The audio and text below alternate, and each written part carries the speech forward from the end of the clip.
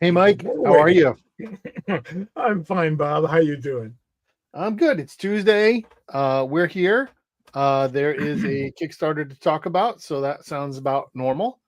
We like to get as much normal as we can today, these days. What's up with you? What is normal? I don't know. I don't know. I don't like the word. You know, I do. I do like the word. I like a little bit of normal.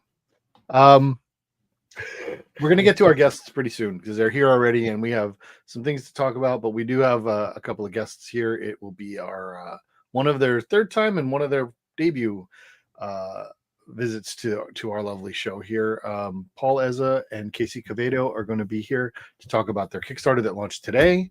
That is well on its way to getting funded. We're excited about it. It's issue 2 of Heroes and Zeros. In the meantime, this week is it's Tuesday, so I think probably tomorrow is the beginning, and it runs for the next 5 to 15 days. New York Comic Con starts tomorrow, I think, or Thursday, something like that. Whatever. Yeah. I listen. I'm not going to go this year, and I have a little FOMO. I got to be honest. Not so much for the getting up and being at the show at 9:00 in the morning and then leaving there and then trying to grab a morsel of food and then being out until 2:00 in the morning. That I'm not so much. I'm going to enjoy the sleep, but but I am going to miss seeing some friends, and there's going to a whole bunch of stuff that's going to happen. So we'll see how that goes. There's always that element about not seeing friends. Otherwise, I'm not a fan of read pop shows, New York C2E2.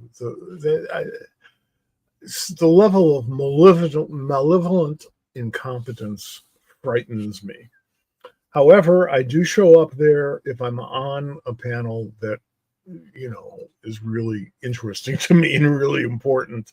That's not happening this year, and it's okay. The Javits Center, which is where the place was built, I think, in the 1810s for 8 people to get together and play cards, and it hasn't really expanded since then. So a huge Comic-Con is way beyond its capacity. I don't know that there is a place for a huge Comic-Con. I'm not sure. But it is big. There's tons of people. We're excited for everybody who's going to have good news and announcement. We're excited for everybody who's going to go and enjoy seeing people, and we'll just we'll watch vicariously and try and get some updates and hope everybody has a good time. And we'll be here next week in Baltimore for Baltimore Comic-Con. We'll be getting ready for that. And to tease a little bit, next week our guest, and I'm gonna tell you right now because I haven't put all the details in place yet, but we are gonna have Matt Dow Smith on next week. We're gonna talk about his new books, but we're also gonna have a special guest from Baltimore Comic-Con to talk about Baltimore Comic-Con next week. So, oh my, yes. So that should be hard for you living in Baltimore like that. Well, it won't be hard, but no. I'm just saying I'm not going to be there. They're just going to join us. Somebody's going to join us from who's associated with the show. So that's next week. Can I talk about a comic book? One comic book. Yes. Well, we had other comic. We have stuff to talk. Go ahead. What comic? Okay, I totally blindsided you. What comic book do you want to talk about? I want to talk about the Zatanna thing. The Satanic Panic? Yes. I want to talk about that. Yes. What about it? I could have talked about it last week because that's when I read it, but I still remember, and that means a lot. And I like anthology books. I'm the only one on earth left alive, or at least in America left alive, who does. But I really like a good, solid anthology book that's well planned out. And this is one of the finest examples of a well thought out, well planned anthology book around a Halloween theme, which has been overdone because it's Halloween. I mean, it's not that flexible a topic, but here they got about a half a dozen really good stories, some brilliant artwork, some great characters that don't get a lot of spotlight, and the best payoff I have seen since the last issue of Wasteland. But well, all right, I haven't read it yet, so I'd be interested in your opinion, because if you like any of the characters who are inside, and they don't tell you on the cover, which I think is odd, but okay, it's a beautiful cover, so leave it alone. It's fine. And we don't have to argue about the logo or anything like that. Just check out the characters on the inside. It's a little Reichish. I'm sorry? I said the logo's a little Reichish. Yes, that was exactly my opinion, actually. That Z. And today everybody's so sensitive, people don't like to be called fascists because they don't know what the word means. While they're calling people communists, and they don't know what that word means either.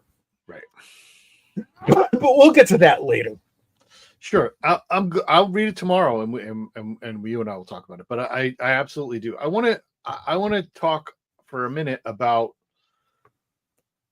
the way things are going, comics wise. So this week, if you go to popculturesquad.com right now, the first thing you'll see is this live broadcast. That's there.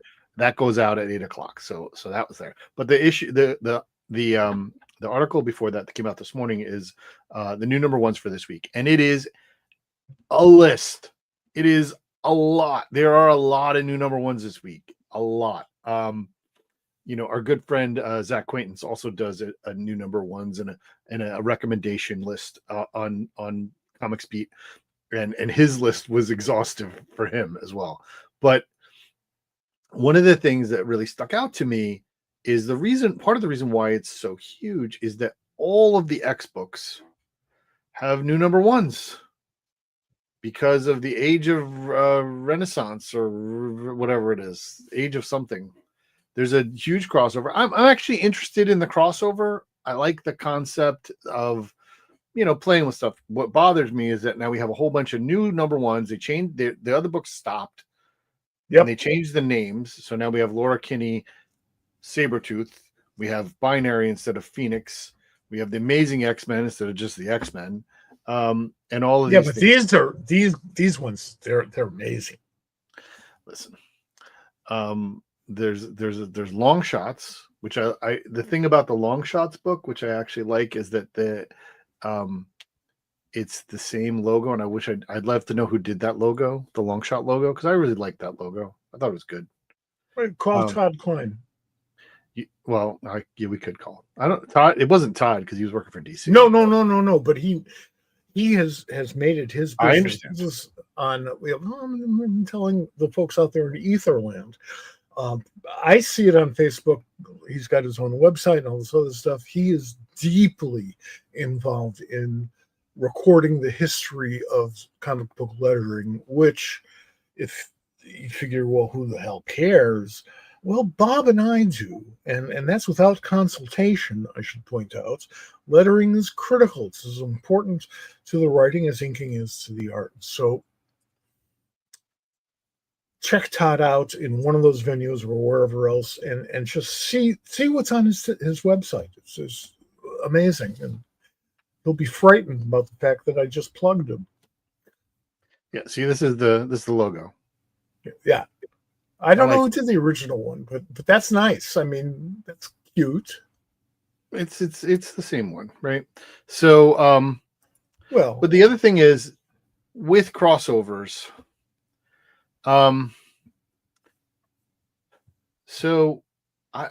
there's another huge crossover going on right now that's just starting this week. The DC KO crossover, which I'm going to be honest, I love comic books. I have very little interest in that story. Me too. Well, How odd. My point is this. I think I kind of am interested in the giant Age of Revelation just because I know this is going to end, but it's also kind of cross with all of the stuff. Whereas the KO thing just feels like it's outside of things, and it's gonna just the part of me that struggles with this as a reader and a consumer of these stories that pretend to have some level of consistency is that when you do stuff like this once a year or so, you make me think you're all just fooling around at it. And so I understand why, new books and new number ones are great for the retailers and great for this industry, and that's all good. And I get that it gives people an opportunity to do things, all good. I will tell you that besides the fact that those two giant things are happening, there are so many good non-DC and Marvel books that are coming out this week. So if you're a government worker who's been furloughed, you have time to catch up. Listen, I have piles. Like this is tomorrow morning. Yeah. And if I were to drop dead right now on this very broadcast, I will leave behind unread comics, and don't get me started on books, but unread comics enough to create another me for next week's show. I have about that. I'm close, but tomorrow's reading day. But I have read 3 comics today. I read 3 comics today that are coming out tomorrow. And they're all good. A couple of people have been on our show before. And those 3 would be? The 3 that I read are Marion Heretic, which is a Boom book by Teenie Howard, and I don't remember the artist off the top of my head, but it was excellent. It's really good. I really enjoyed that. It's a lot of themes. Oh, Jaro is the last name of the artist. I also read Mary Sue, which is a book by Megan Fitzmartin and Lisa Sturl. And I read Temporal, which is by Stephanie Williams and is Asia Fulmore. And I liked all of them. And one of them is Mad Cave. The other 2 are Boom. One's Boombox Boom. One's regular Boom. They're good. There's also some image books that are coming out that are really great. There's a lot of really good comics coming out. So many this week. It's a busy week. That's certainly true. But I actually pumped you for those 3 because, like many of us who are watching this live, we'll be at a comic book store tomorrow or the day after or online downloading or whatever. And I value your opinion, and you say these are good. Stephanie's is particularly of interest to me because I love her work, and thank you. Well, good. I want to now, if you paid attention to the people that I talked about, there was a theme. Happened to be it was coincidental, but there was a thing that came through the other day, and I want to highlight it. On Blue Sky, there was a post by Rachel Pinellas who was linking to the ICV2's top 50 comics in September. And her comment was, doing the napkin math, what percentage of the creators are women, or am I going to be upset? And so her answer was about 8.5% of the creators on those top 50 books are women. And she said, note, this is napkin math, so it could be higher, with factoring in variant cover artists, but it's a leap to get to 50. Well, so I mean, I also don't count variant artists. Nothing against them. I'm glad they're getting the work, but a lot of variants are commissioned not by the publishers. That's true. I mean, there's a few. The couple of publishers obviously do a few, but like a lot of them are stores or whatever. So this is a topic that we're going to continue to talk about here because it's something that's important to us. Representation behind the page needs to get better, and it always needs to get better, as well as on our own website. True, absolutely, I agree with you. Let's be honest here, and I'm not accusing you anything less than honest. We're gonna in Baltimore. We're gonna just Shanghai somebody, just Shanghai her into writing for us. I don't know who, but someone. I have a couple people we can talk to. Well, I want Emily, but geez. Well, you can talk to her when we get there. Yeah, and she's got time. I hope. Sorry. We'll get to this part later. Honest. We may. All right. In the meantime, thanks everybody for listening to our opening dialogue, and I want to get to our guests. As I mentioned earlier, Paul Eza and Kasey Quevedo are here. This is Paul's third time on the show because this is his third Kickstarter launch. So when he launches a Kickstarter, we have him on the show. Works out. He picks Tuesdays. We have Tuesdays. It all works out for everybody. Kasey's first time. Kasey is the artist of Heroes and Zeros issues 1 and 2, and we're going to get him on. So everybody, welcome in our guests tonight, Paul and Kasey.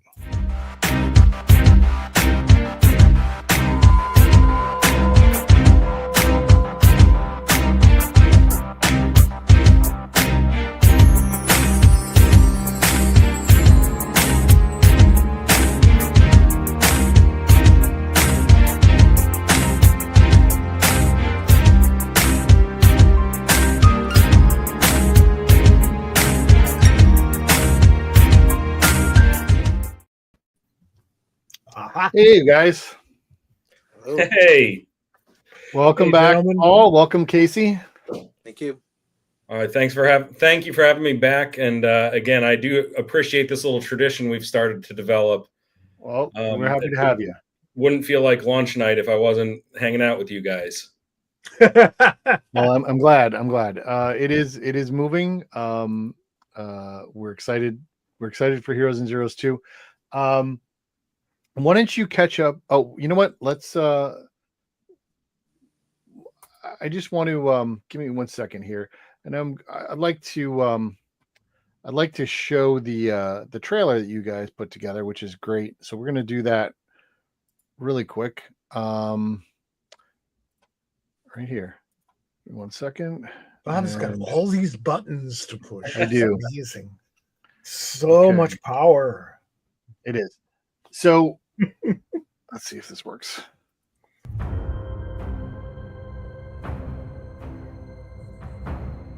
Eric Peterson, leader of the council, has been murdered. Williams didn't do it. I need you three to find out who did. This goes deeper than it seems. It has to. Everyone go! Now! Where's Cassandra? What happened to Cassandra?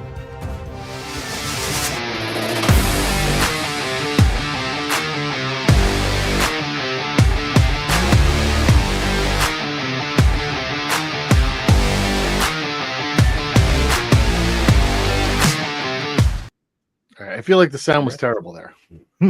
That's my fault. Completely. All right. Let's talk about it, though. Let's talk about it. So Heroes and Zeros issue 2, We Could Be Heroes, has launched.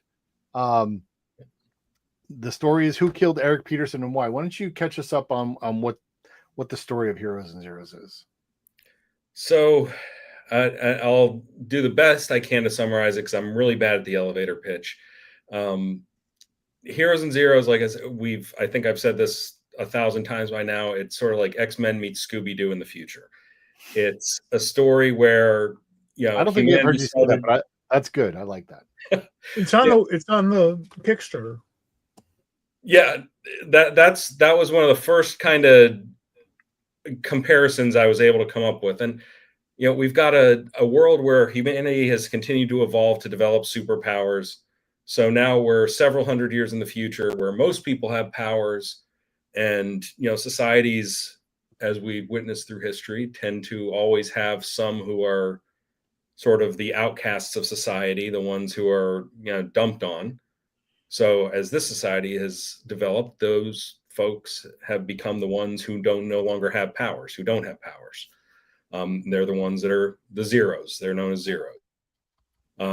That's sort of the world that we've created. And then it starts off in issue 1 with the revelation that Eric Peterson, who is the most powerful person in the world, literally and politically, has been murdered. And this, for many reasons doesn't make sense, but the powers that be have already said, this is the person who did it. He's guilty. Go find him. And as you could see from the trailer from issue 1, if you've read issue 1, he was not, in fact, the one who did it. And these 3 zeros, Allison, Cassandra, and Isaac, kind of get recruited to solve that mystery and expose the conspiracy behind it.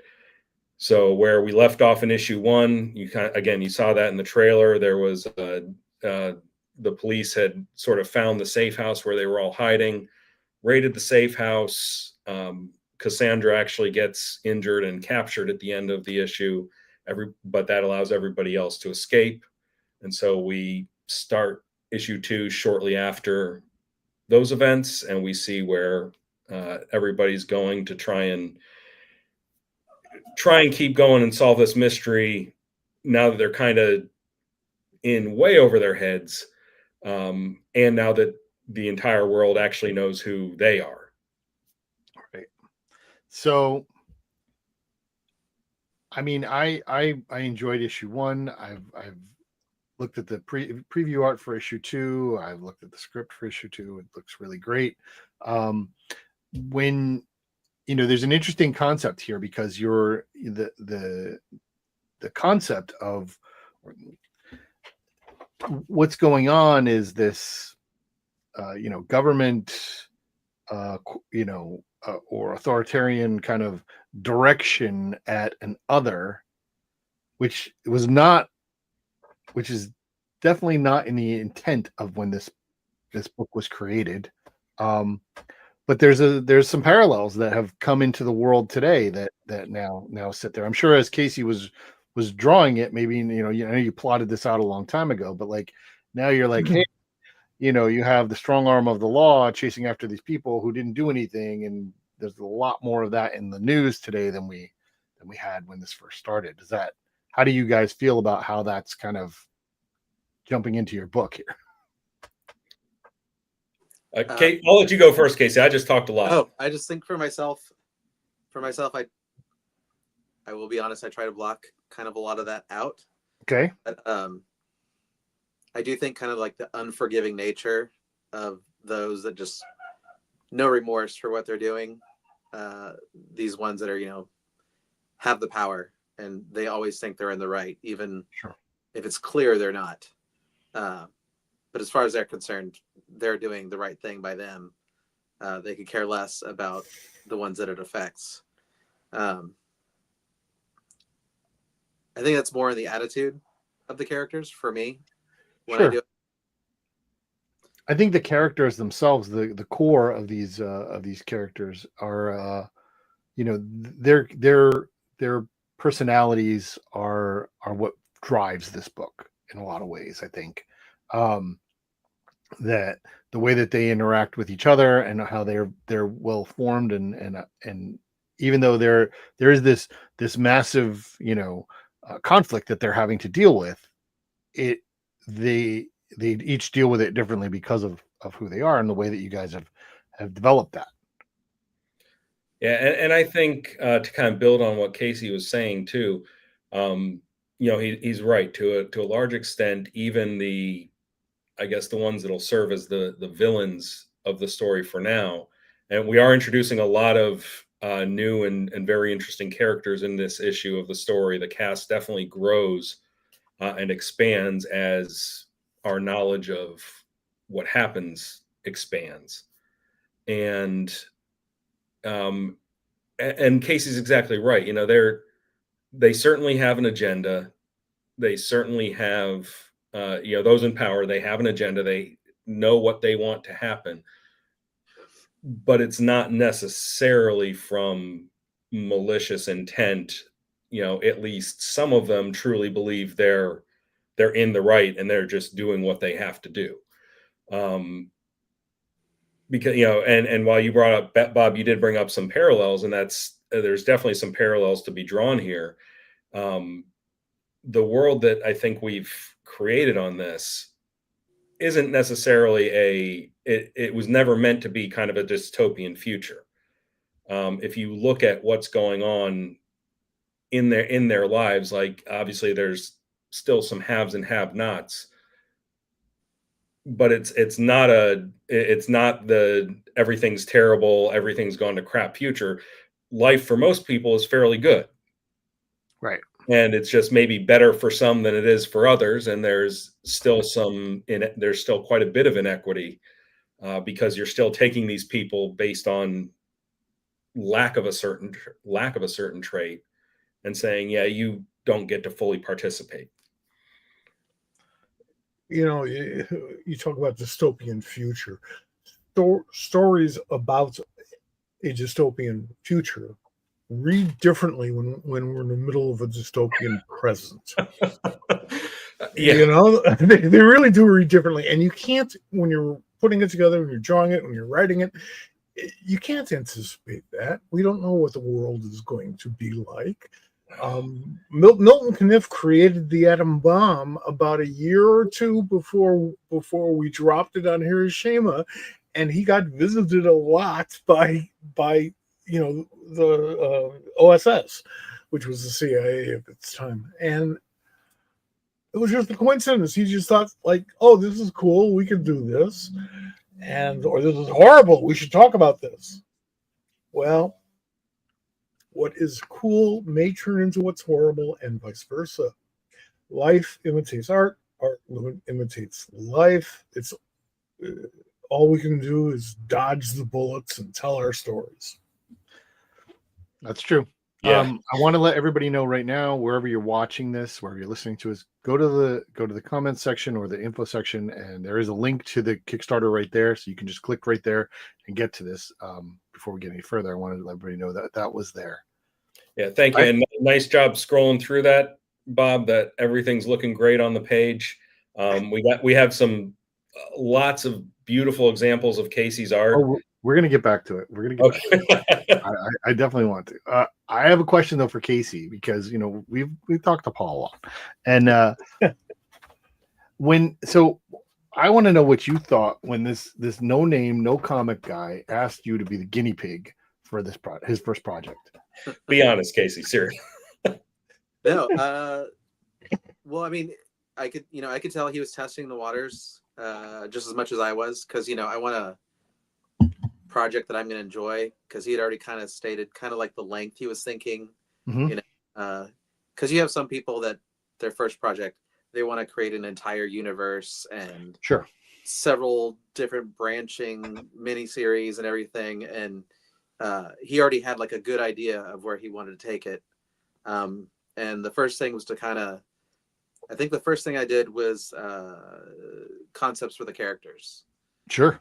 And that also kind of gives me a feel for where I can take the book. I played with a cartoony style. I played with a little bit closer to more traditional style. And that's kind of where we landed. A little bit of a mix, but still a little bit more towards traditional. And the chance to kind of play with some heroes, it was a good chance for me. I'd been doing stuff, self-published stuff, and it was a little bit more sci-fi and horror oriented, so this was a good chance to kind of play in this kind of a universe. So it was, I mean, it excited me, and once I could kind of see the characters that we were going to create together, kind of gave me a better idea of where we can take this. So, go ahead, Mike. It's so hard to create anything new in the superhero genre because we only do about 200 superhero stories each and every month for the last 80 years. So it's plucked over territory. But our perception of it is limited largely by DC and Marvel because they've got these big ass heroes. How do you guys approach introducing new superheroes and make them distinctive? And beyond just the fact that, okay, you have the story concept, because story concepts are story concepts. You can have another one that negates everything, How do you guys approach that? So I can say from my perspective on it, I think the story lends itself to a slightly different approach to it, because when you evolve into a world where everybody has some kind of superpower, the concept of superheroes kind of goes away. There's no longer like a super team that's, saving the day from catastrophic, worldwide or cosmic events. It's just everybody has one or two things, or in the exceptional cases, 3 or 4 things that they do better than everybody else to the nth degree. So in that sense, it is very much driven by the personalities and by, again, there are a lot of societal allegories, because you're looking at how does not just the physical power, but then the political power, the societal power affect their approach to things and affect the world that, when they get in charge, they can do all these fantastic things that in our life are not real, are not things that we can do, but how does that affect the way they structure their new society? So there is certainly a lot of influence from all the greatest hits, all the traditional stuff. When we were talking about the original super team that was referenced in the first book, I mean, that very much was, you just kind of pluck from some of the kind of the stereotypical hero, because you're talking mythology at that point in this world. Yeah, you see it a little bit in the statues as they're walking towards the Citadel in the cover for issue 2. You see some of the older, the pantheon of the older, sure, and you can see like they're in the more traditional, what you expect of like superhero, and like the higher echelon, your 4s and your 5s, they have more traditional looking attire because they're on the council, so they're still the faces to the public. Yeah, so that's sort of become the formal wear for those with multiple powers. Is you have your formal super suit for official, for official things. So like again, at the if you scroll up a little bit, Bob, towards some of the pages, right there, you'll see one of the members of the council who was introduced at the very end of issue 1. This is Chloe Henry in her formal garb. So I think it's really cool. I kind of want to ask about Kasey, you had mentioned that this is kind of it was kind of a change for you and type of work you were working on, and create your own stuff. What was the choice? What do you feel about the choice of Maya? It's Opatchik. I don't know how to pronounce. Can you help me with that? No, I don't think we can, unless you've talked to her. Because Maya, at least, Kasey, I'm not sure if you've dealt with her directly. I've mostly spoken with her over email. I don't think I've spoken directly. So we apologize. Listen, I'm sorry, Maya. We do apologize, Maya. I'm thinking it's Maya, but But anyway, Well, like wait a moment. Since we're busy apologizing, the one thing that struck me, the first thing that struck me about this on this very Kickstarter page was the color. sure. I like the fact that you have these superhero motifs. The characters are a little different than, you know, run-of-the-mill superheroes, but the colors that they're dressed in are all heavy traditional superhero colors. You know, you've got red, blue, yellow. That's it. And maybe a little green because, you know, you got crowd shots. So I'm very impressed. Were the costume colors Maya's work, or did you guys create that, or what? And I have to move my cat here, so excuse me.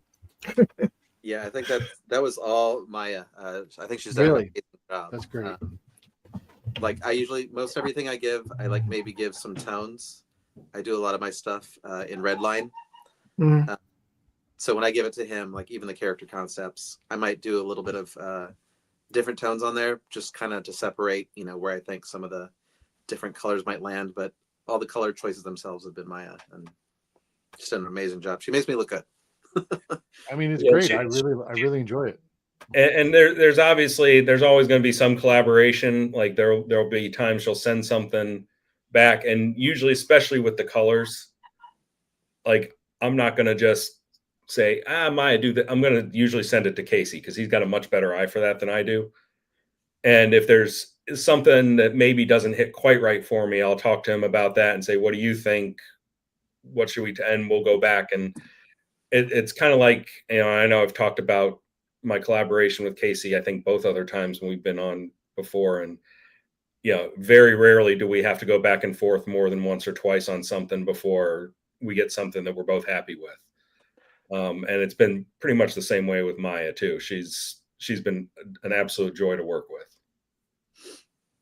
Well, her work is terrific. So 46 pages.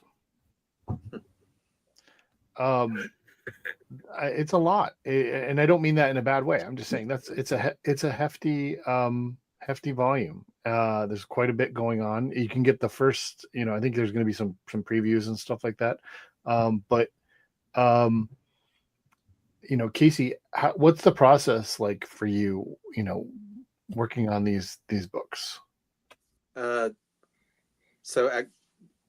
Paul's been amazing, just like as far as like just give me the time. Mm-hmm. To, you know, we work on batches at a time. I can work into my schedule. I'll usually do my thumbnails and my pencils / roughs because I know I'm going to be inking it myself. So they're probably not as pretty as all the pencils you've seen, but they're still fairly tight, I think. But enough that, you know, I'm not going to get angry or anything if I have to change anything. Like I said, or like he said, you know, we're pretty good about going back and forth. It's an amusing experience looking at a penciler's work when the penciler is going to ink his or her own stuff. A long time ago, like 77. Well, I've said this story before, I think, on the SquadCast. Walter Simonson brought in his pencils for a job, and Sal Harrison, who was president of the company but had been the master of production, had offered Walter a job in the production department several years earlier, but he went out on his own. And Sal was looking at Walter's stuff, and he says, I hate to say this, but am I holding it the right side up? And Walter said, you know, well, yeah, I mean, I know what it is. I'm inking it myself. I can do that. So it's okay. Well, as long as you know, you know. Yeah. Well, I always. Hey, yeah. It's the end result that counts. The process, whatever it takes. I also kind of want to take a minute and talk about Reed Hinckley Barnes, who's the letterer on this book. And you guys, I mean, I think he's done a fantastic job. I mean, so I don't know how much you want me to show. We have like the first 10 pages that are fully lettered, pencil inked, colored, and all that stuff. Feel free, Bob. That's we put that preview up on Global Comics, I think a couple of months ago. Okay. So it's out there. Anyone wants to go see it, it's on the Global Comics account, and you can check that out, and then come back and back the campaign and get the whole thing. Yeah. No, it's great. Here, let me put this up here because, like, I mean, this is some good stuff. I mean, I'm liking this. The just really well done, and there's some pages here, some other, really, like, the visuals of this book are captivating. Here's that same page but with letters and a little bit bigger, and I love it. We're excited about it. What has been the difference in issue 1 versus issue 2? Now that you've gotten issue 1 out of the way, you got a response, you got funded, people are like, okay, we're going to do this. Now you go back to issue 2. For both of you, how has issue 2 been different than issue 1? So I get. Go ahead, Kasey. I was just gonna say, for me, it's like the new characters. Sure. Like, just being able to play around with different character looks. I don't want everyone to look exactly the same. Though I think one set of characters is literally their hair's on the opposite side because they're twins, but their outfit is a little bit different. But yeah, for me, it's getting to play around with new characters. The action does amp up a little bit. There's a little bit more superheroics in there as well, so it gives me a chance to play with that a little bit more, which I enjoy. Just generally for myself, just trying to stay consistent with the characters, with the style. I do, like I said, we kind of work on batches at a time. In between, sometimes I'm working on my stuff, so just trying to make sure I'm maintaining the styles between the projects. So stuff like that. Absolutely awesome. Yeah, and from my perspective, it's been a little weird because and I actually had finished writing the entire first arc before we started working on issue 1. And Bob, you had mentioned 46 pages. We can blame our editor Devin on that one. I say that with love because I think it was a great suggestion. Otherwise, I wouldn't have taken it. But when I was kind of talking to him about overall, I had never done any of it before. None of the Kickstarters, none of anything. We were just kind of going over some ideas, and I was debating whether this would be better as like single issues or graphic novel, right? And there's obviously pluses and minuses to each, and he sort of suggested doing, instead of 6 single issues, 3 double size issues.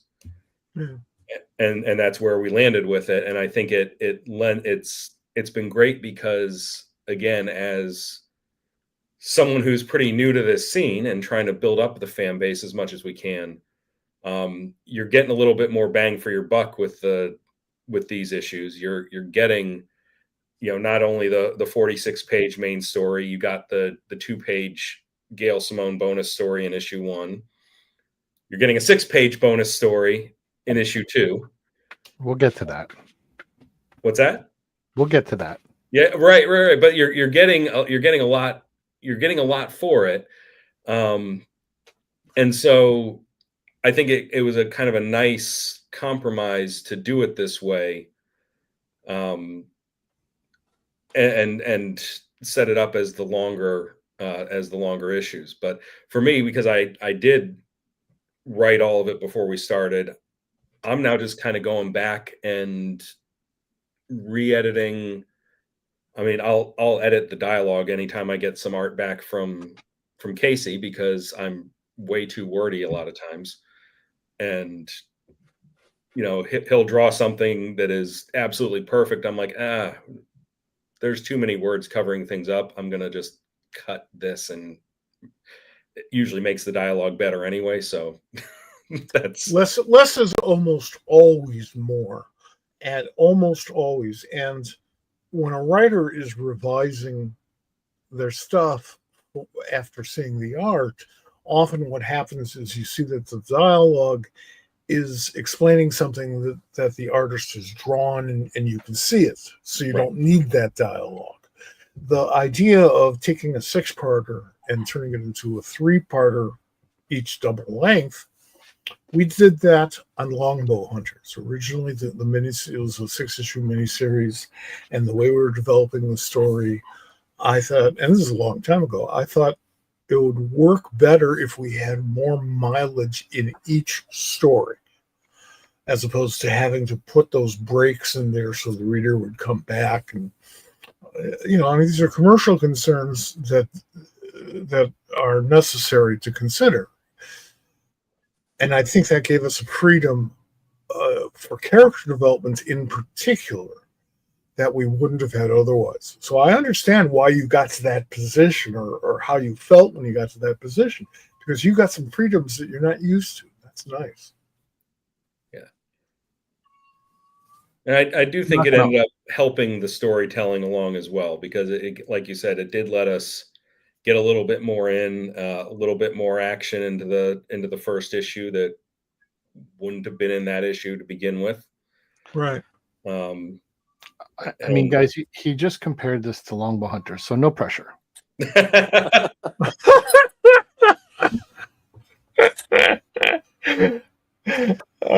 Yeah, remind me of that story when we do the Mike Grell panel next week at Baltimore. I don't think I'm on that one, but I'll remind you to say. Okay. So you mentioned it earlier, and so there's some extras here in this book, and I want to talk about this one. So there's this little story in issue 1. There was a Gail Simone Walter Giovanni 2-page story, and so now this Mortimer the Magnificent is going to be coming back in issue 2, written by. That's right. Written by Constance, and I'm not going to say her. That's Canis.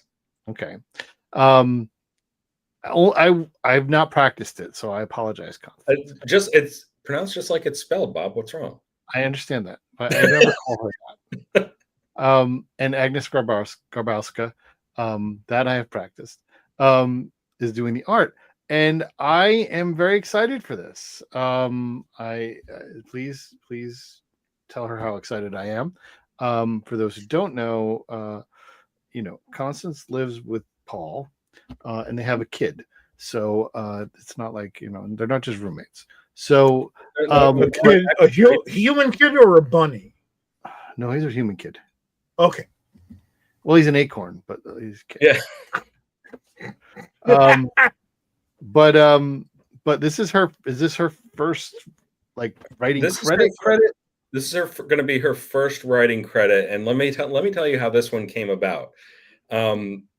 Constance, for years, and she, Bob, she was involved in the comics industry way before I came on the scene, and I've known her longer than I've known you, so there's that. Well, yeah, I mean, she's been around since she's been working at conventions and such since she was 16.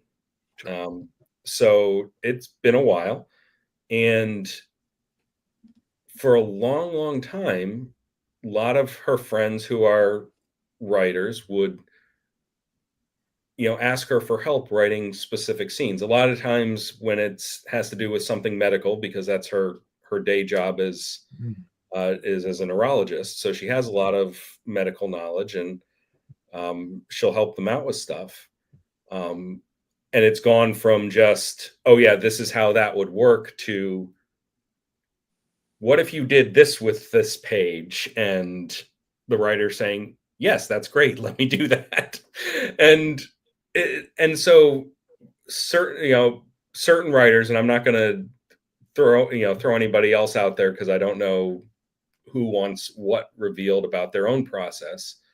But I will throw Gail under the bus, because Gail, who again graciously loaned us her talents for the 2-page story in the first issue, has been trying to get Constance to actively write something for years, and has it did out of nowhere, several months ago, posted, Constance Katsafanis is the secret weapon of the Uncanny X-Men. And, and I want to say that there might be something named after our son in one of those issues. I'd have to go back and double check, but so she'd been like, I've known she could do it. Gail's known she could do it. Several other people have known she can do it. And it was just a matter of convincing her she could do it. Sure. So, when we were talking about issue 2, and she absolutely loves Mortimer, that was her favorite character, and she was happy that Gail decided to write the Mortimer story as the backup story. I'm not sure. And so I kind of said to her, I was like, I'm not, I don't want to go to that well twice. I don't want to try and put Gail on the spot and try and get her to do it again. She's a very busy woman. I don't know if she would have time to do it again. So I kind of broached it with Constance, like, would you like to write the backup story about Mortimer? And she's like, yeah, really? I'm like, yeah. Well, why not? I know you can do it. And she's like, yeah, what if we do this and we have this be in we start here and then we can do this? That's pretty much what I expect. These things. And I'm like, yes. There you go. This is a medium that is and has always been based upon enthusiasm.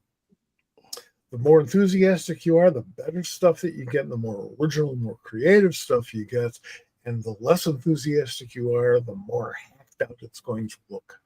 And that's tough because, either you're enthusiastic or you're not. You can't just press a button, So when you get that type of response.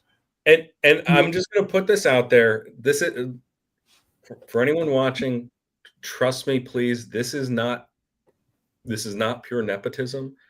I did not ask her because she's my wife. I asked her because I knew she could do it, and I knew that once she actually sat down to do it, she would love it.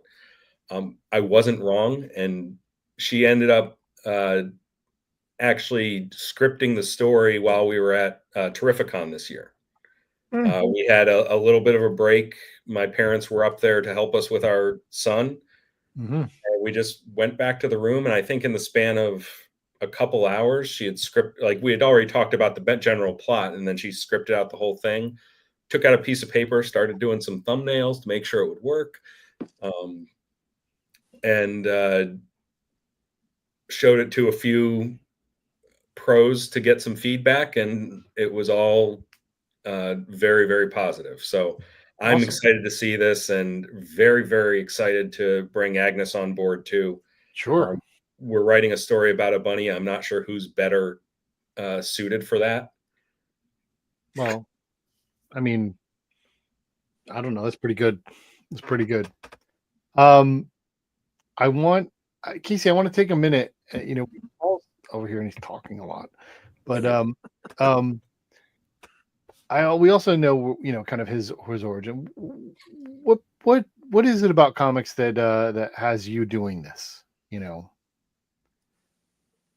Well, and I say that because we have people on all the time. Every week we talk to people, and we kind of want to give you an opportunity to there are plenty of different art forms. This is a very specific one. Why this? Well, like a lot of people probably my age, I fell in love kind of like with the aesthetic of like the concept work and stuff like that for Star Wars. And Star Wars was actually my gateway for comics. I inherited like the first 12 issues of the initial Star Wars run. Mm-hmm. I only have one left. It is very well loved. It has got a sticker from my trading cards slapped right on the cover, so it's not worth anything. It's like in tatters, but I'm holding on to it. I used to cut out the newspaper strips, the Star Wars newspaper strips from the newspaper every week. I still have a big old roll of them. It's all Al Williamson. Beautiful stuff. Gorgeous. Archie Goodwin scripts. Beautiful, beautiful stuff. Yeah. And that's following Russ Manning's equally beautiful work. That ain't easy. But I think that's kind of where it all started. I just kind of loved the medium. And of course, I was still very young, so I would always noodle away. But it always went back to comics. In high school, I was a kid, drawing my own comics, playing with, black and white, playing with color, a lot of colored pencils, just doing it on the back of lined paper, just anything I could do to get something down. And shortly after high school, I actually went for a year to the Kubert School. And just, I was in heaven. It's a lot of work. 10 classes.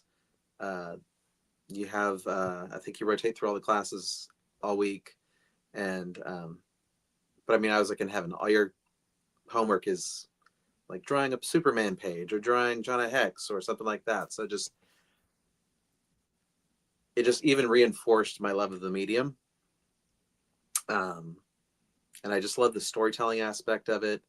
I love being able to play around with the page. So many different artists would tackle it completely differently. I would love to see a book of just, this different artists tackling I feel like there is something out there, but the different artists tackling the same exact script page or a couple of pages and just seeing like how everyone just tackles it differently. So there are better ways. There are definitely better ways of like leading the reader's eye across the page and telling the story, but everyone still has their own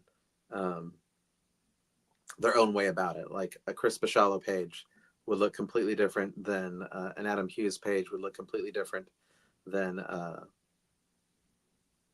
Farland page. Everyone would tackle it completely differently, and so there's that freedom as well. That's what separates us from animation. And I'm not putting down animation. It's a different art form, similar, but yet different. In animation, everybody has to be, exactly on style. And Fred Flintstone can't have the dots always moving on his costumes. You got to be very precise. In comic books, we inhabit a world where we can have 30 different Batman books this month by 30 different artists this month, and all look different, and most of them looking pretty damn good. Maybe all of them, but we should be so lucky. No, that's a great point. It is kind of something that's unique to the art form. The idea of interpretation is part and parcel of it. Like, and let's be honest. There are people who don't believe in that. Some people who get upset when it's not their version of, it's not, Perro's Batman, which that was my first Batman, or it's, people get upset that, when Todd makes giant capes that don't make any sense, or things like that. But we're not supposed to make sense. We're supposed to tell a story. Listen, I will never get over the fact that Venom only exists because Todd didn't know what he was doing. So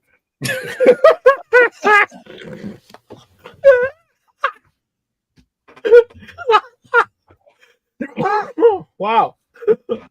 Well, it's funny because one of my first regular series that I'd gotten like a lot of stuff outside superheroes, but I think the first superhero series I really collected was of the traditional DC Marvel was Infinity Incorporated.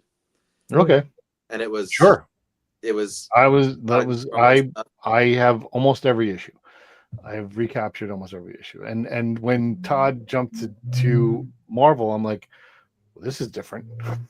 This is because I mean, Well, being inked by Tony DeZuniga is yeah. different. Like, you know, Yes. doing the inking. But yeah, I mean, like his storytelling, and like he used to do a lot, and he continued to do so a lot more graphically, right? Like he played with, you know, just characters on the outsides of the pages Sure. and the flowing capes, just framing everything. Yeah. And it was Those Mr. different. Bones where he's standing on the side of the page telling you the story while there's 3 panels going on inside of it. Yeah, just, I mean, he did some really fun stuff. But yeah, I mean, there's all kinds of examples of that. Anything Chris Bachalo does, like, just I don't even know where his mind is half the time. But it's amazing. Like, I wish I had that kind of abstract take on just all the details in a page. Like, he pays just as much to a broken vase or a planner getting broken on the side as he does the character jumping across the page. Like, every little detail. I don't have that kind of patience, I'll be honest. Listen, I'm looking at this page over here, and there's a lot of little lines on this doghouse page. I mean, that must have been you definitely spend your time putting the effort in fully finishing out an image. Say, don't be quite so humble, Kasey. You put in a lot of detail on something. There's a lot. I mean, I'm looking at this, and you got the character like outside the panel on this where they're walking to the doghouse. That's really good stuff. Thank you. But the cool thing is, it's up to you, Kasey, and to the artist. You really want to work on that planter in the corner of the panel. It's important to you. You probably have a good reason for feeling that way, even if you can't articulate it. Work on it. See what happens. Assuming, of course, that, you know, there's no such thing as a deadline. I mean, that is the beauty of doing it yourselves, right? Right. Of being, you know, yes, Acorn Comics is technically a but look, I mean, Acorn Comics is right now, you know, me and it's Kasey and, you know, a few other folks that are contributing to these books. We can be flexible. Look, if he needs to take a little bit more time, it's going to be that much better. You know, you got it, man. Like, that's great. Yeah. I want to talk a little bit about what other the options are in the Kickstarter. There's this is the A cover that's going to be a print. Which it's beautiful. But there's also this cover, which is not finished yet. But Joyce Chin is one of the cover options, and I love this. I think this is really fantastic. And then there is a third cover by Kara Husett, which is this one. And I love them all. I think these are great options, and these are all you can get all three if you want that. Go with that option. You can pick whichever cover you want in terms of you know, physical copies. How's that working for you, Paul? As you know, kind of besides being the writer and you know, kind of, but like getting all of the pieces together. Is it something that is working for you well, or is it something that is a little bit more than you expected? No, well, it's always a bit of a challenge to pull everything together when you're doing something like that. But that's what indie comics really are. You know, you know, it's right. It's a blessing and a curse. We get to do it our way, do the things we want to do, but that means we got to do it all. So, you know, it's, you know, I was fortunate to get the artwork from Kara a while ago. I think we got that and the cover that Kasey drew were two of the first piece of artwork we got for this one that we were able to use to start early promotion for the comic. And then, you know, I talked to Joyce a while ago, and she was, again, very graciously lending us her talents here. And as you saw, put together just a freaking gorgeous cover. That's one of our throwbacks. That's going back to the original Mythical Super Team, and their original adventures in historical Philadelphia, which is present day Philadelphia.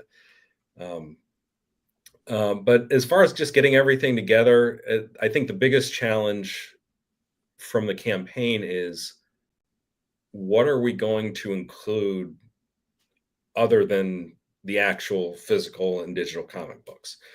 Because I don't want to do the same thing every time. I think people will get bored with that. You want to offer them something a little bit different, and that also involves bringing in different artists. Get a few different takes and get some other folks involved in it that can get a chance to showcase their work.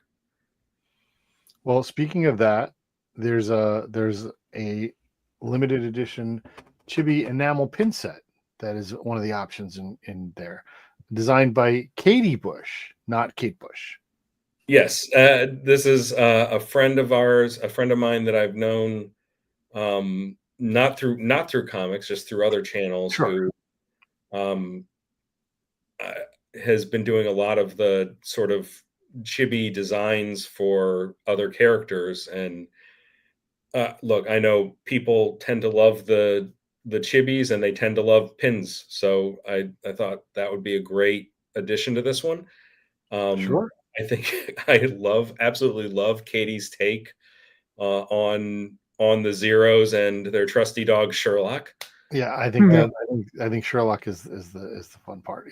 Yeah. Yeah. So yeah, that's available as an add-on. We have a few things we haven't revealed yet because they're going to be part of our stretch goals.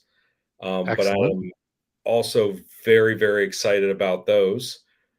So when the time comes, I get a little bit too excited about the stretch goals sometimes. So I tend to announce them a little bit before they would kick in. Well, you gotta give some people something to shoot Right. for. So, Exactly. So here's the incentive to get up to that next level, and we bring some people along, and but like I say, I've gotten a few of them in that I am incredibly excited about. Frankly, things that if we don't get to the stretch goal levels, then I'm probably just going to have these made anyway and put them up on the on the comics web store. Bring them to some conventions with me because they're really cool, and I want people to get the opportunity to have them. We see more and more of that, people having some stuff left over from their funding and are kind of sort of trying to offload it somewhere. And it's good stuff. I mean, it's stuff that people said, oh yeah, instead of paying $25 for this $5 comic book, I'm going to spend $50 so I can get this cool thing.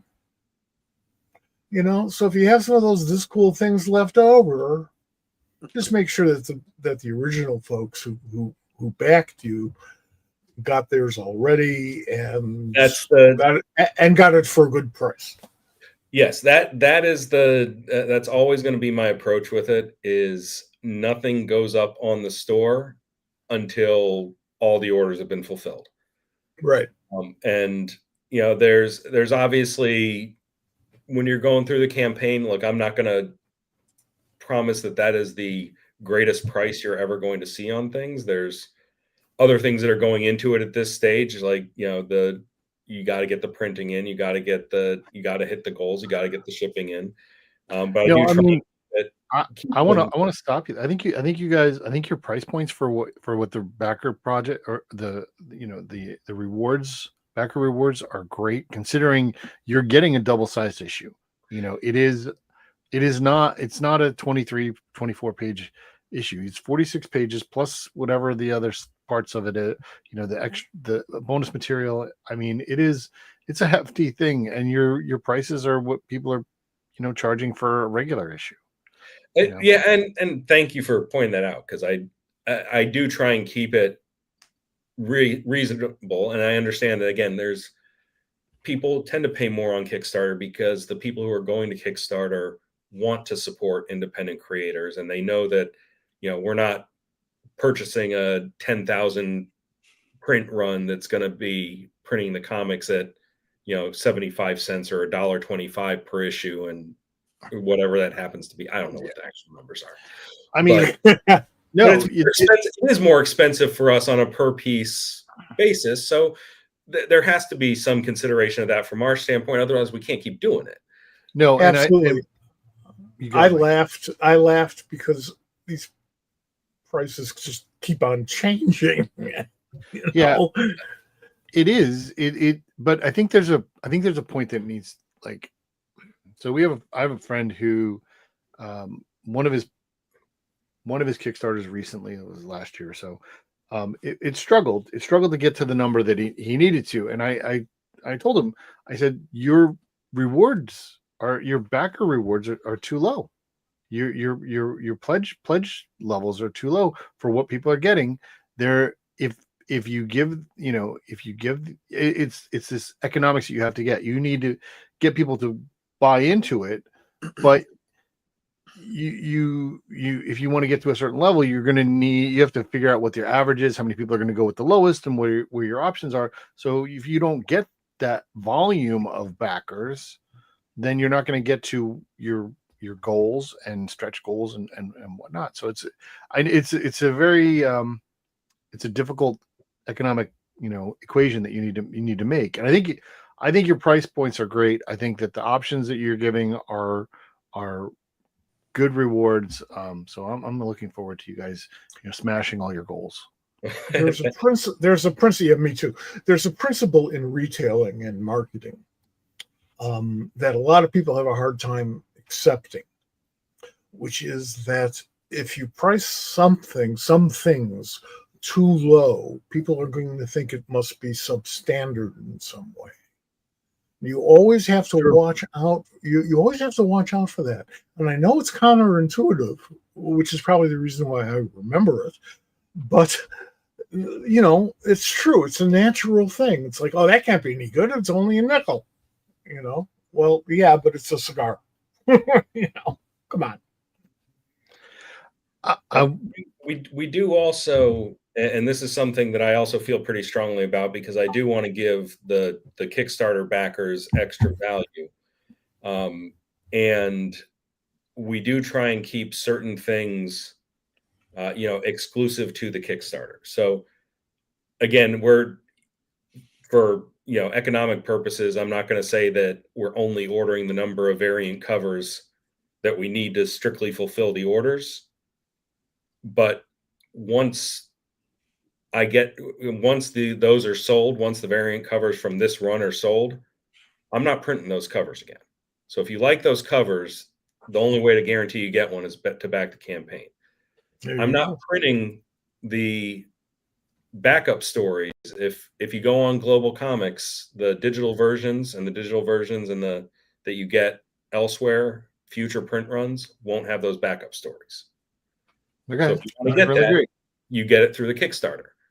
Right.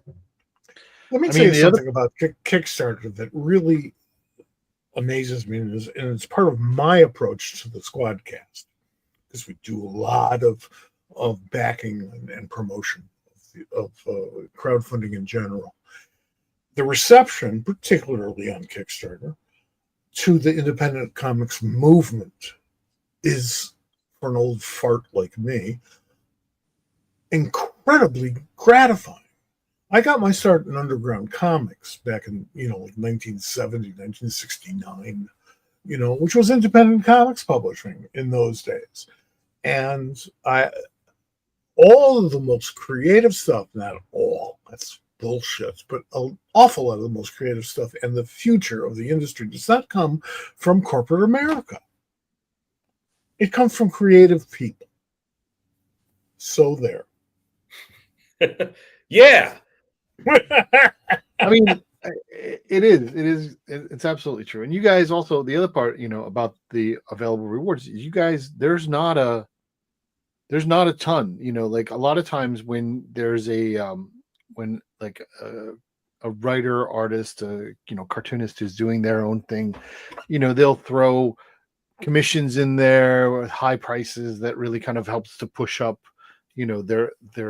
their goals. You guys, the highest tiered option here is $60 on this, and so I think it's fair in terms of what people can get. As we're getting towards the end, I kind of want to throw one thing back towards this story of heroes and zeros.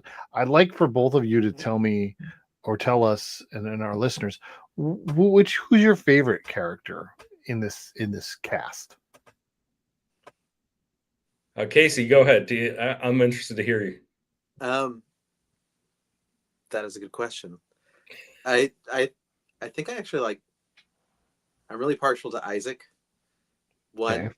because Paul let me give him a mullet. Two,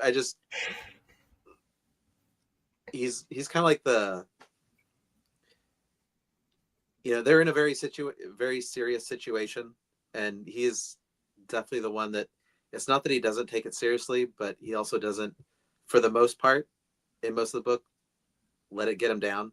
He kind of keeps that personality throughout, so he's positive.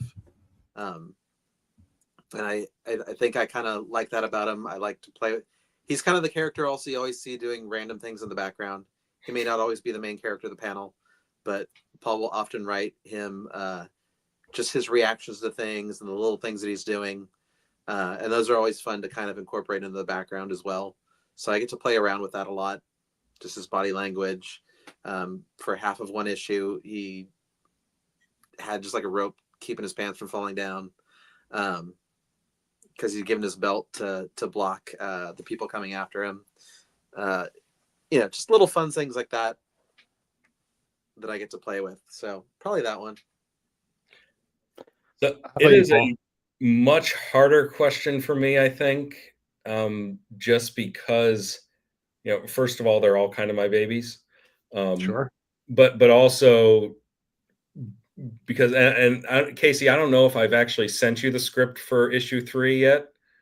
If I did, I don't know if you've actually read it yet, because obviously we're not on those pages, but I know where all these characters started, where they all end up. I will say I have a lot of fun writing JoJo. I think she's one of the more intriguing characters, and she and Isaac play off of each other very, very well. And one of my favorites has not been introduced yet. Gets introduced in issue 2.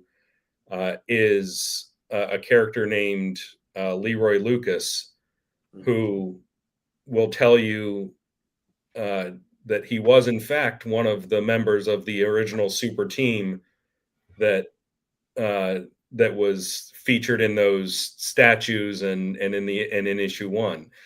He'll tell you that. He will tell you that, and it seems like he sure knows a lot, and he's definitely a bit long in the tooth, but he was also I just had a blast writing for him, and throwing in some things for him to do as the series goes on. So I think he's really somebody that the readers are going to enjoy. All right. Well, I'm ready. There's a slogan you can put at the end of every independently produced, and by independent I mean not the majors, comic book, and that is, "Hey, this is neat shit, ain't it?" and if it doesn't have that quote, if it doesn't have the feeling like that you could have that quote there, no matter how depressing the story may be, it's still neat shit. Yeah. We're telling stories that are preposterous and loving it. That's great. The fun part, we can be as crazy as we want to be, as long as we tie it together and it fits in the world, right? Right. We get to build our own worlds, our own laws of physics. At which point I will, and Bob knows this is coming, I will quote my favorite Denny O'Neil quote. Denny O'Neil, one of the absolute greatest writer-editors in comics history, and I had the privilege of sharing a large office with him for 3 years. And then he said, look, this may be phony science, but it's our phony science. Yeah. Yeah. He engraves that on the wall. It's just that simple. All right, guys. Thank you for being here. I appreciate you guys taking the time, joining us. We're happy to talk about this book. We're happy that you guys are coming back with issue 2. We look forward to issue 3. You know, you're gonna run through all of your goals here. Again, anybody who's watching, listening, wherever you're watching this, go into the comment section or info section, and you'll see a link to this. If not, you can just go to Kickstarter.com and look for Heroes and Zeros, and you can find it there. Please back it. Please, support this comic because it's good. I mean, I'm just looking at it, the pages that I have here in front of me, and it's great work. Great work. Well, guys, thank you so much for having us both on. And if I can, I want to take this chance because I've never gotten Kasey on one of these before. Excellent. Kasey, now that we're here, thank you for taking a chance on some random writer who found you through Twitter and making this thing a reality and really taking it to a level that I never dreamed it could be at. Because look, I know that I sent the script to you before, but this is as much your creation as it is mine at this point. And thank you for helping me do this. No, thank you. Thank you for letting me play in your world. All right. Well, Gentlemen, thanks, guys. It's been an honor having you here this evening. I enjoyed meeting and talking with both of you immensely. Best of luck with this Kickstarter. I know the third one is going to be or the fourth one, I guess, is even going to be easier. Well, thank you, guys. Thanks. Enjoy your weekend, Paul. And we'll be in touch. All right. All right. All right, Mike. We had a hidden agenda here for tonight too. So thanks everybody for listening. Thanks everybody for being here on the SquadCast. And I wanted to talk with Paul and Kasey and get their story out there. We have a little bit of time, and I'm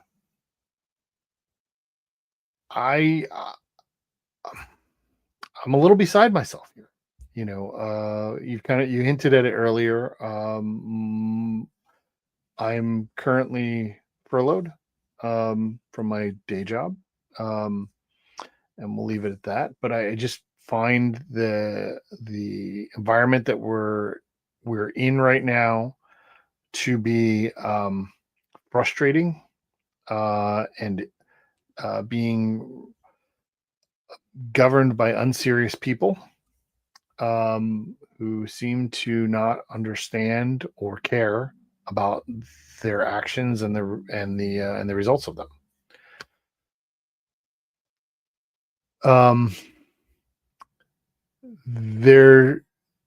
What bothers me the most is, so today there was a notification, or a memo was made to be released, that the government is taking their own opinion on paying back furloughed and workers who are, through no fault of their own or anything, are not being paid right now. There's a law that was passed that will enshrine the concept that federal employees will get back pay, and people who are currently working. The president who signed that law? Yes, that was signed by the 45th president. And the concept of using the inconvenience and in some cases trauma of federal employees as a ploy, as a pawn to force people, to scare people into voting for something or passing a resolution or bill so that you can just continue on and continue to ignore the requests of your peers is frustrating to me. I'm tired of being used as a pawn. I don't blame you. Not at all. I've worked on government contracts myself and been in that position, but Lord knows, not for quite a while. It is not fun because you don't know whether you're going to be able to make the mortgage payment next month. I mean, it's at some point, Yep. you're going to have a problem. We live in a world, well, Americans live in a world where we perceive everything in a binary fashion. You are either red or you are blue. You're either Republican or you are Democrat. You are either liberal or conservative. You're Antifa or you're a Nazi. Well, that's probably true. But in terms of the others, no, that's not how the world works. And as long as we perceive it, and I don't care who's doing the perceiving, actually I do care, but everybody perceives it as all of one or all of the other, we are, what's the technical term for this? Fucked. Yeah. I find it to be reprehensible and a dereliction of duty for congressional members to not be doing their job when they're literally getting paid, and they're just sitting at home forcing. It's difficult for me to talk about this and try to and not be partisan. So I'm going to try not to. But the end result of the day is that while I'm personally affected, and my family is personally affected, I am just one of hundreds of thousands of people who are personally affected, and there are 320 million people in this country, and we don't have a functioning government, and I think something needs to be done about that. Well, yeah, yeah, I think so. We've got to stop this cycle, but we have to. The only way we're going to do it, and that's in the short run. In the overall long run, the only way we're going to do it is by widening our perceptions and realizing that the dialogue is important and that talking over as opposed to shouting at one another is important. And sometimes you got to shout a little bit to get attention, but once you got the attention, the truth, honest to God, the truth is nonpartisan. The truth is the truth. Well, I understand that. A lot of people don't understand it in execution. They like the phrase, that makes sense, but in execution, it's like, no, that can't be right. But sometimes there's alternative facts. Yeah, there aren't. There are facts. There are facts and there are lies. There are facts and there are lies.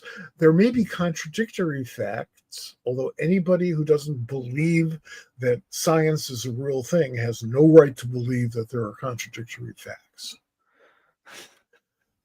And I know you guys are going to have to think about that for a while. Some folks are, but it's true. Once you get to that point, you realize no. Facts are facts.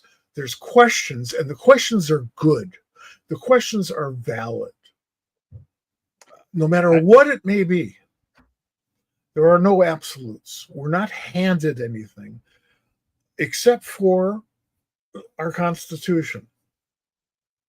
We can change it. It's a tough process, but it was really a good thing, and it still is a good thing as amended, because they had that whole amendment process up there. You can be cynical as you want about it, but the fact of the matter is the amendment process is absolutely necessary, because nobody in their right mind back then would think that the world today is going to look like it did back then, except for some very narrow-minded people who are not sane and not safe to be around.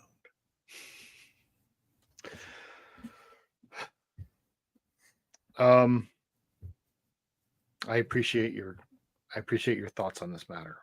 I always do. I appreciate everybody who's listening. I appreciate anybody who watches this at any time. You know, we and I appreciate you letting us go into this just for a little bit, because it's frustrating. We're gonna keep coming back. We're gonna keep doing this. You know, this is what makes us happy. Then we try to give some joy and some fun to our listeners and our viewers. We're going to be back next week. Comics is a great place to go to when you need to unwind and not have to deal with reality. Listen, that's how most of us got through childhood.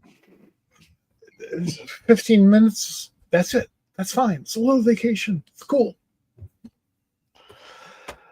All right. Thank you all out there. Next week, Matt Dow-Smith is going to be here. We're going to talk about October Girl, which comes out next month. We can talk about his other books that he's had come out since the last time he was one of our first. October Girl comes out in November. October Girl comes out in November. Got it. And he was one of our first guests. He was in the first 10 to 15, maybe 20 shows. We're at 120 or 113, I think, tonight. So it's good to have him back. We're going to do that next week. We're going to have a special guest from Baltimore Comic-Con. We're going to preview Baltimore Comic-Con. The following week, Dean Haspiel is going to be here. He also launched a Kickstarter today, and we will talk about that in a couple weeks. Well, wait a moment. Let's be fair. Dean launches new Kickstarters roughly every 3 weeks. Not quite, but definitely more than that. In the meantime, everybody, please be safe. Have a great time at New York Comic-Con. Happy birthday, Howard Chaykin. Happy birthday, Howard Chaykin. Absolutely. We will see him next week at Baltimore Comic-Con. And everybody, take it easy. Thanks for coming. See you next week.